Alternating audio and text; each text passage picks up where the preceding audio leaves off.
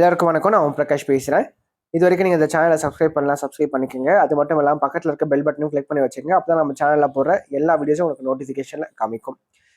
மேலும் ஜோதிடம் சார்ந்த ஏதாவது கேள்விகள் இருந்தாலும் அல்லது உங்கள் சுய ஜாதகத்தை பற்றி ஏதாவது கேள்விகள் இருந்தாலும் நீங்கள் கீழே கமெண்ட் பாக்ஸில் உங்களோட பிறந்த தேதி, பிறந்த நேரம், பிறந்த இடம் குறிப்பிட்டு உங்கள் கேள்விகளை நீங்கள் கேட்கலாம். கண்டிப்பாக எல்லோருடைய கமெண்ட்ஸுக்கும் முடிஞ்ச வரைக்கும் நான் ரிப்ளை பண்ணுறேங்க. சரிங்களா? அதே மாதிரி இந்த வீடியோ உங்களுக்கு பிடிச்சிருக்கின்ற பட்சத்தில் ஒரு லைக்கும் போட்டு விடுங்க. நான் நிறைய லைக்ஸ் வர தான் இன்னும் மேற்கொண்டு வீடியோஸ் நிறைய போடணுன்ற ஒரு தூண்டுதல் எனக்கும் வரும். சரிங்களா? முடிஞ்சிருக்கும் இந்த வீடியோ பார்க்குறவங்க ஒரு லைக்கை போட்டுட்டு கமெண்ட்டை போட்டுட்டு உங்களோட வீடியோ நீங்கள் பார்க்க ஆரம்பிங்க. சரி, வாங்க இப்போ வீடியோக்குள்ளே போகலாம்.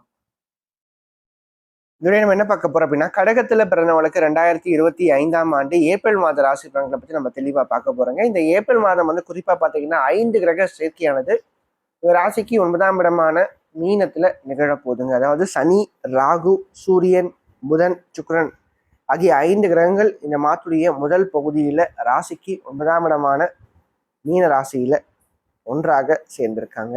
இது எப்படிப்பட்ட ஒரு தாக்கத்தை உங்களோட வாழ்க்கையில ஏற்படுத்தும், இதனால் கிடைக்கக்கூடிய உங்களுக்கு சாதகமான சாதகமற்ற விளைவுகள் என்ன அப்படின்னு சொல்லிட்டு தெளிவா பார்க்கலாம் வாங்க. கடகராசி அதிபதி யாருன்னு பார்த்தீங்கன்னா சந்திரன். கடகராசி காலபுருஷனுக்கு 4வது ராசியா வருதுங்க. நட்சத்திரங்களை பொறுத்த வரைக்கும் கடகத்துல புனர்பூசம் 4ஆம் பாதமும், பூசம் 4 நட்சத்திர பாதங்களையும், ஆயில்யம் 4 நட்சத்திர பாதங்களையும் கொண்டுள்ள ஒரு ராசி தாங்க இந்த கடகராசி.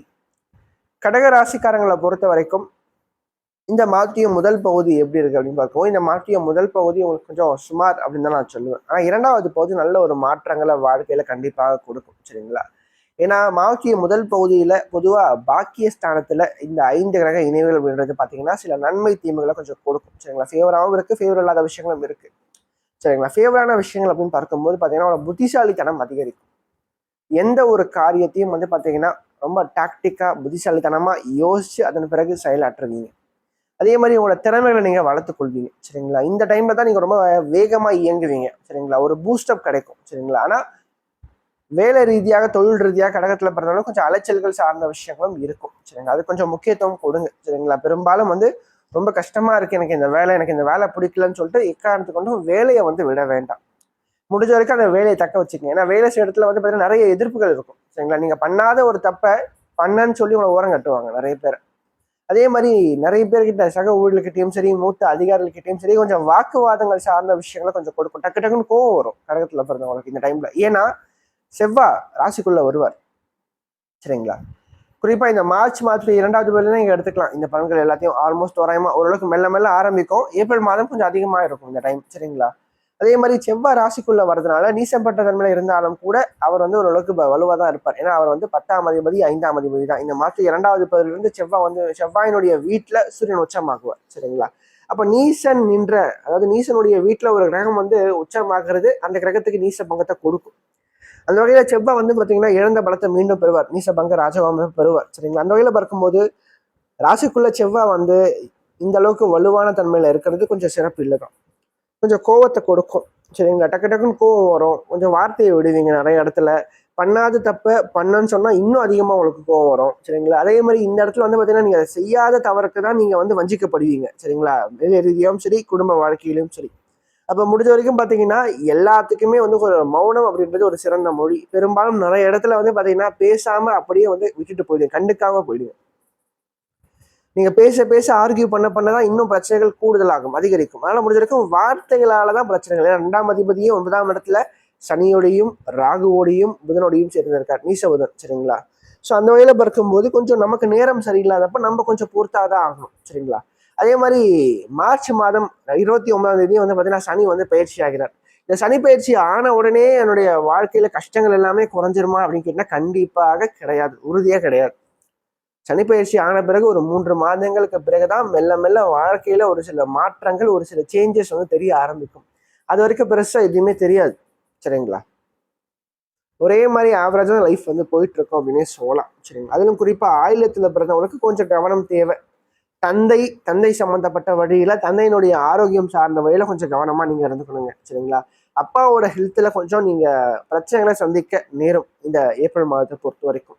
அதனால கொஞ்சம் கவனமா இருந்துக்குங்க. 2வது வந்து பாத்தீங்கன்னா எதுலையுமே வந்து பார்த்தீங்கன்னா ஒரு பிடிவாதம் சார்ந்த விஷயம் உங்ககிட்ட இருக்கும். சரிங்களா?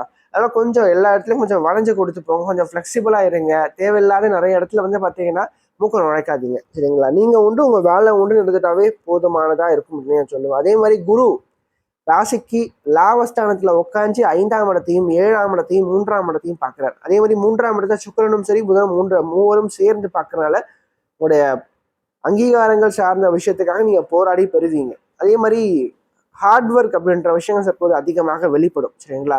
மற்றவங்களோட நீங்க அதிகமா உழைப்பீங்க. உங்களோட திறமையை நீங்க வெளிக்காமிப்பீங்க. சரிங்களா? நான் யாருன்னு நான் ப்ரூவ் பண்ணி காமிக்கிறேன் பாருங்க அப்படின்ற மாதிரியான தன்மையில அந்த அளவுக்கு உழைப்பீங்க. சரிங்களா?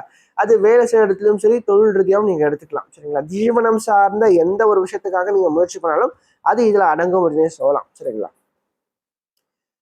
அதற்கடுத்து உடன் பிறந்தவர்களால் இந்த காலகட்டங்களில் கொஞ்சம் சாதகமற்ற தன்மையில் இருக்கு. கொஞ்சம் விட்டு கொடுத்து போங்க ஃபேமிலி லைஃப்பை பொறுத்த வரைக்கும். அது மட்டும் இல்லாமல் 5ஆம் இடத்தை குரு பகவான் பார்க்கலாம். குழந்தை பாக்கியம் புத்திர பிராப்தி சார்ந்த விஷயங்களை உண்டு பண்ணி கொடுப்பார் இந்த குரு. அதே மாதிரி பூர்வீக சொத்துக்கள் சார்ந்த பிரச்சனைகள் வந்து இருக்கு அப்படின்றவங்களுக்கு அந்த வழக்குகள் ஓரளவுக்கு ஃபேவரா வரதுக்கான வாய்ப்புகள் இருக்கு இந்த மாதத்துல. சரிங்களா?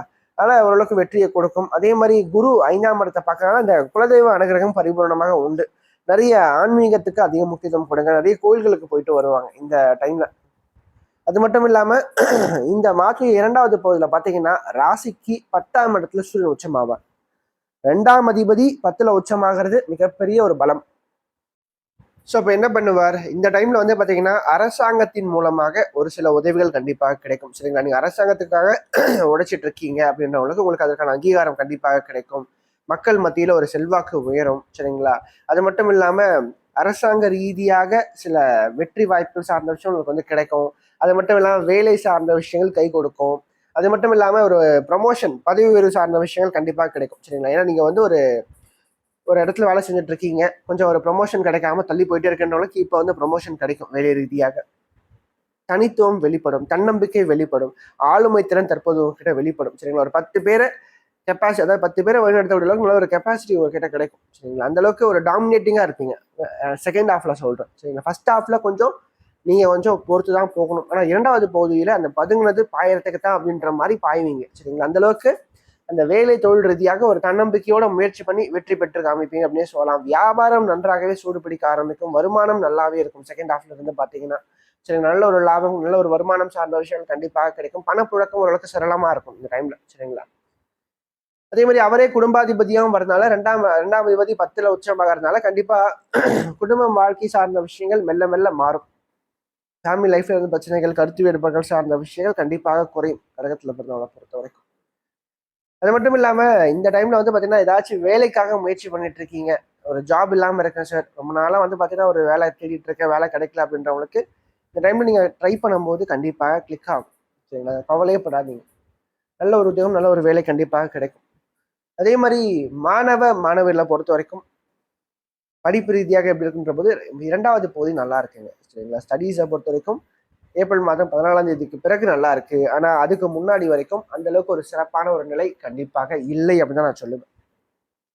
சரிங்களா? கவனச்சிதறல் கண்டிப்பாக இருக்கும், கூடுதலா இருக்கும். அது கொஞ்சம் இம்பார்ட்டன்ஸ் நீங்க தராம இருக்கிறது நல்லது உங்களை பொறுத்த வரைக்கும். அதே மாதிரி ஆலய வழிபாடு அதிகமா பண்ணுங்க. துர்கை வழிபாடு அதிகமா பண்ணுங்க. தட்சிணாமூர்த்தி வழிபாடு அதிகமா பண்ணுங்க கடகத்துல பிறந்தவங்க. இந்த குறிப்பா இந்த ஏப்ரல் மாதத்தை பொறுத்த வரைக்கும் இதை மாதிரி நீங்க பண்ணும்போது நிச்சயமாக வாழ்க்கையில உங்களால வெற்றி கொள்ள முடியும் எந்த ஒரு சூழ்நிலையிலும். சரிங்களா? அதே மாதிரி சந்திராஷ்டம நாட்களை பொறுத்த வரைக்கும் இந்த ஏப்ரல் மாதம் 23ஆம் தேதி விடியற்காலை 1 மணி முதல் ஏப்ரல் மாதம் 25ஆம் தேதி காலை 3:30 வரைக்கும் சந்திராஷ்டிரமம் இருக்குங்க. சந்திராஷ்டிரம காலகட்டங்கள்ல சந்திரன் ஒரு ராசிக்கு 8ஆம் இடத்துல மறைவுபட்ட தன்மையில இருப்பாருங்க. சரிங்களா? ஸோ அப்போ பெரும்பாலும் ராசிநாதன் 8ஆம் இடத்துல மறையும் போது கொஞ்சம் உடல் சோர்வு இருக்கும், மன சோர்வு இருக்கும். சரிங்களா? ஒரு தயக்க சுபாவம் இருக்கும் எல்லாத்துலேயுமே. அதே மாதிரி குடும்ப வாழ்க்கையிலும் சின்ன சின்ன கருத்து வேறுபாடுகள் சார்ந்த விஷயங்கள் இந்த நாட்கள்ல குறிப்பாக இருக்கும். ஒரு மாதிரி சின்ன சின்ன காய்ச்சல், ஜலதோஷம், தலைவலி சார்ந்த விஷயங்கள், நுரையீரல் சார்ந்த பிரச்சனைகள் ஒரு சிலருக்கு வரும். சரிங்களா? ஆனா கொஞ்சம் இந்த நாட்கள்ல ஹெல்த்ல கொஞ்சம் கவனம் எடுத்துக்கோங்க, பேச்சுல கொஞ்சம் கவனம் எடுத்துக்கோங்க. ஒரு மந்தத்தன்மை அப்படின்றது கொஞ்சம் உங்களை வந்து அலைமோதும். சரிங்களா? ரொம்ப சோம்பல் தனம் கொஞ்சம் அதிகமாக கூடி போகும். அப்ப முடிஞ்ச வரைக்கும் இந்த காலகட்டங்கள்ல வந்து பாத்தீங்கன்னா கொஞ்சம் சோம்பல் தனம் விட்டுட்டு கொஞ்சம் சுறுசுறுப்பா ஆக்டிவா இருங்க. நிறைய கோயில்களுக்கு போயிட்டு வாங்க. நிச்சயமா வாழ்க்கையில வெற்றி பெற முடியும். மேலும் இந்த வீடியோ உங்களுக்கு பிடிச்சிருந்தா லைக் பண்ணுங்க, பிடிக்கலன்னா நீங்க தாராளமா நீங்க டிஸ்லைக்கும் பண்ணலாம். சரிங்களா? அதே மாதிரி இந்த வீடியோ பத்தின ஏதாவது கேள்விகள் எதுவா இருந்தாலும் நீங்க கமெண்ட் பாக்ஸ்ல கமெண்ட் பண்ணலாம். அது நல்ல விஷயமா இருந்தாலும் சரி, கெட்ட விஷயமா இருந்தாலும் சரி, உங்களோட தோன்ற விஷயங்கள் நீங்க கமெண்ட் பாக்ஸ்ல கமெண்ட் பண்ணுங்க. அது சரியா இருந்தா இன்னும் எனக்கு பூஸ்டப்பா இருக்கும். அது தவறான ஒரு இதுவா இருந்தா நான் அதை திருத்திக்கிறேன். சரிங்களா? நன்றி, வணக்கம்.